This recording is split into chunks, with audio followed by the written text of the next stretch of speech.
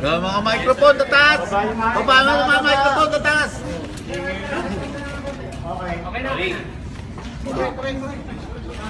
Ang nakita nyo ngayong umaga at ngayong hapon ay obvious na plan B ng iilan sa Liberal Party para pabaksakin ang ating Pangulo para bumalik sila sa kapangyarihan. Very obvious na ang witness ay hindi nagsasabi ng totoo. Napakaraming hearing na naganap sa buong Pilipinas, sa Kongreso, Senado. Kayo ang witness, lalo pag kukunti ang senador, pwede magtanong. Pero bakit pagdating sa akin, ay bawal daw magtanong at hindi pwedeng pahabain. At bukod doon ay i-intimidate pa tayo. No? Ngayon lang po ako nakakita na kapwa senador, sasabihan mo na hindi kita papapormahin, tapos pipigilan nila magsalita. No? So I do not know what is becoming of the Senate except for a battering ram to place their own candidate, to place their own party mate sa palasyo. It's a pity, not because of Duterte. Hindi na si Duterte masasaktan dito eh. Ang buong Pilipinas na, it will hurt our investments, our trade, our tourism strategy sapagkat panay kasinungalingan na ang pinapalabas nito. So I hope na ang plenaryo ay gumawa na ng pagkilos dito at pag-usapan na to sa caucus man o sa session. Kasi ang witness, hindi man basta papayagan yan nang hindi mo muna i-check ng buong katotohanan. Let me point out one point sa inyo. 2014 daw, nandyan na daw yan sa Witness Protection Program. Sino ba ang secretary ng Department of Justice nung panahon na yun? Hindi ba si Senator De Lima? Bakit hindi nila pinailan ng kaso si Mayor Duterte noon? Bakit nung panahon na si Senator De Lima ang nasa loob ng DOJ, wala siyang lakas ng loob sabihin lahat ito? Pero ngayon, nabaliktad na ang DOJ ay appointee ni President Duterte, ngayon maglalakas ng loob. Parang hindi ko talaga makita kung paano papayagan ni Senator De Lima at ng ibang senador mag-present ng witness na ganyan, na palpak na, hindi na nagsasabi ng katotohanan, halata pa na nag-iimbento ng mga kung ano-ano. So it's a very sad day for the Philippine Senate. Senator, nag-usap kayo ni Trillanes, Senator Trillanes. Ano yung naging exchange? No, alam mo, yung init ng ulo niya sa mga hearing, normal yun eh. Naging kasama ko yan, ika nga sa hirap at ginawa, minsan malamig ulo, minsan mainit ulo. Nagulat lang ako dahil palalayasin niya ako sa hearing or patitigilin dahil hindi daw ako membro. Pero ang hindi niya alam, kasama ang privilege speech ko sa agenda. So for that purpose, membro ako ng committee. So nung ayaw niya ako pasalitain, so tumitingin ako kay chairman, biglang tumingin sa akin, tapos sabi niya sa akin, hindi talaga kita papopormahin dito. Sabi ko, ano? Sabi niya, baka akala mo papopormahin kita dito. So sabi ko sa kanya, bakit? Senador din ako, halal ako ng tao eh. Ano sinasabi mo? Hindi ako pwede magsalita dito? So ang susunod niya sinabi, ano? Yung mga pangarap mo, natutupad na ba?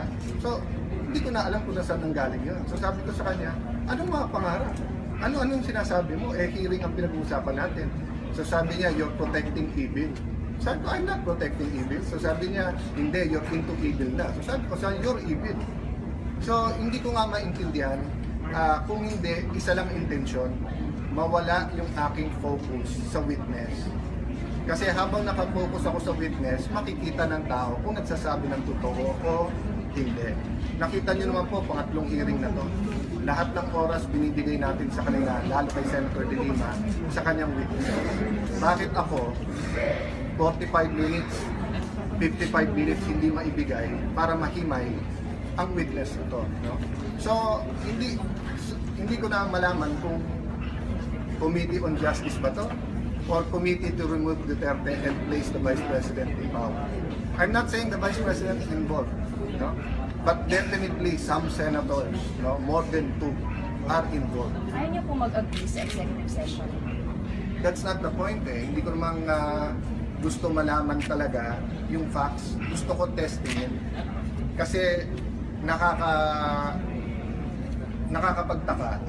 Wala daw siyang radyo, wala daw siyang TV, wala daw siyang dyaryo. pero nakalapit siya sa Senado. So gusto ko malaman, may nag-coach ba sa kanyang senador, may kumuha ba sa kanya, anong pinangako sa kanya, doon ako papunta. Eh bakit natin gagawin ang executive session yun? So I will repeat my question. Bakit paglabang kay Duterte, open session ka agad? Kahit sapagkat panay kasinungalingan na ang pinapalabas dito. So I hope na ang plenaryo ay gumawa na ng pagkilos dito at pag-usapan na to sa caucus man o sa sesyon. Kasi ang witness, hindi naman basta papayagan yan nang hindi mo muna i-check na buong katotohanan. Let me point out one point sa inyo. 2014 daw, nandyan na daw yan sa Witness Protection Program. Sino ba ang secretary ng Department of Justice nung panahon na yon? Hindi ba si Senator De Lima? Bakit hindi nila pinailan ng kaso si Mayor Duterte noon? Bakit nung panahon na si Senator De Lima ang nasa loob ng DOJ, wala siyang lakas ng loob sabihin lahat ito? Pero ngayon, nabaliktad na ang DOJ ay appointee ni President Duterte, ngayon maglalakas ng loob. Parang hindi ko talaga makita kung paano papayagan ni Senator De Lima at ng ibang senador mag-present ng witness na ganyan, na palpak na, hindi na nagsasabi ng katotohanan, halata pa na nag-iimbento ng mga kung ano-ano. So it's a very sad day for the Philippine Senate. Senator, nag-usap kayo ni Trillanes, Senator Trillanes. Ano yung nag-exchange? No, alam mo, yung init ng ulo niya sa mga hearing, normal yun eh. Naging kasama ko yan, ika nga sa hirap at ginhawa, minsan malamig ulo, minsan mainit ulo. Nagulat lang ako dahil palalayasin niya ako sa hearing or patitigilin dahil hindi daw ako membro. Pero ang hindi niya alam, kasama ang privilege speech ko sa agenda. So for that purpose, membro ako ng committee.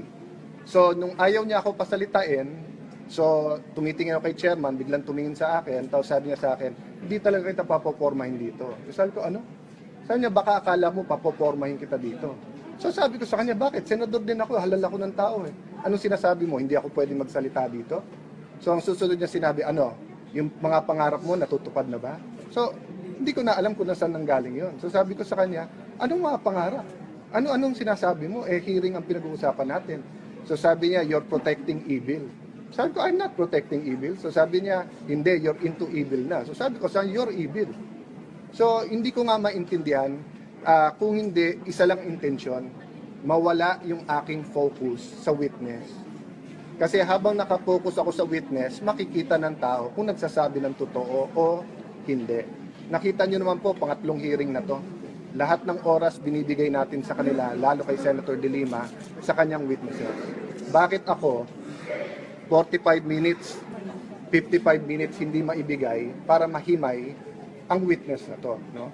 So, hindi ko na malaman kung Committee on Justice ba to or Committee to remove Duterte and place the Vice President in power. I'm not saying the Vice President is involved, no? But definitely some senators, no, more than 2 are involved. Ayaw niyo po mag-agree sa executive session? That's not the point eh. Hindi ko namang gusto malaman talaga yung facts. Gusto ko testingin. Kasi nakakapagtaka. Wala daw siya radyo, wala daw siyang TV, wala daw siyang dyaryo. Pero nakalapit siya sa Senado. So gusto ko malaman, may nag-coach ba sa kanya ng senador, may kumuha ba sa kanya, anong pinangako sa kanya, doon ako papunta. Eh bakit natin gagawin in executive session yon? So I will repeat my question. Bakit paglabang kay Duterte, open session kaagad? Kahit nagsasabi ng totoo, hindi. Pero bakit kapag sa credibility ng witness, mabubuko na kung bakit siya nandito, paano siya dumating dito, biglang executive session na ito. But categorically, sir, are you not agreeing? No, that's okay with me. I'm just saying that's not the point. The point is not kung ano sasabihin niya. The point is not kung ano sasabihin niya sa executive session or dito, pero makita ng tao paano ba siya. Alam ba si Jun Lozada, di ba? Ang linaw sa atin kung paano nangyari eh. Akala kasi niya papatayin siya. Galing sa CR, kinuha siya. Kaya siya biglang nag-witness, di ba? Usually kasi ang mga nagwi-whistleblower, either nakokonsensya or napapahamak buhay nila, parang si Ben Harloy, di ba? Yung kinulong din siya. So gusto ko lang malaman yung circumstance, ba't biglang-bigla gusto mo na mag-witness? So dun mo kasi makikita kung nagsasabi ng totoo, hindi. Ang tanong, bakit gusto nila executive session? Saan po nagmula yung allegation ninyo that LP is behind this witness? With this witness, it's very obvious. Nandun yung motibo. And with the actions of Senator De Lima, Senator Trillanes, and to a certain extent, Senator Drilon, may kasabihan sa amin sa Pateros at Taguig, no? If it looks like a duck, it walks like a duck, and it quacks like a duck, it is a duck. Yeah. Napaka-obvious eh. Sir, what sort of plot are you talking about? Like, ano po yung details nito? What are they planning? Senator De Lima has to face the charges against her. And sometimes the best defense is offense. So rather than face yung mga sinasabi sa kanya, anong nangyari sa Bilibid, involved nga ba yung mga ibang close sa kanya sa droga, maglalabas ng ganitong witness. Kaya nga, ang una kong tinatignan motibo, pag natanggal ang Pangulo, sino bang makakaupo? Hindi ba yung kapartido ni Senator Drilon at ni Senator De Lima? From the start, that was very, very, very obvious to us. Sino ba yung last minute na binunot ng mga kalaban ni Duterte para siraan siya ng eleksyon sa bank accounts that turned out to be fake? Si Senator Trillanes. So again, the same people are coming out. And then, sino ba may connect sa mga international parties? Yung Liberal Party. Sino, who are the people spreading who are spreading lies, misleading facts and figures to the international media? It's their group. Ano ba ang partido ni Chito Gascon? Liberal Party.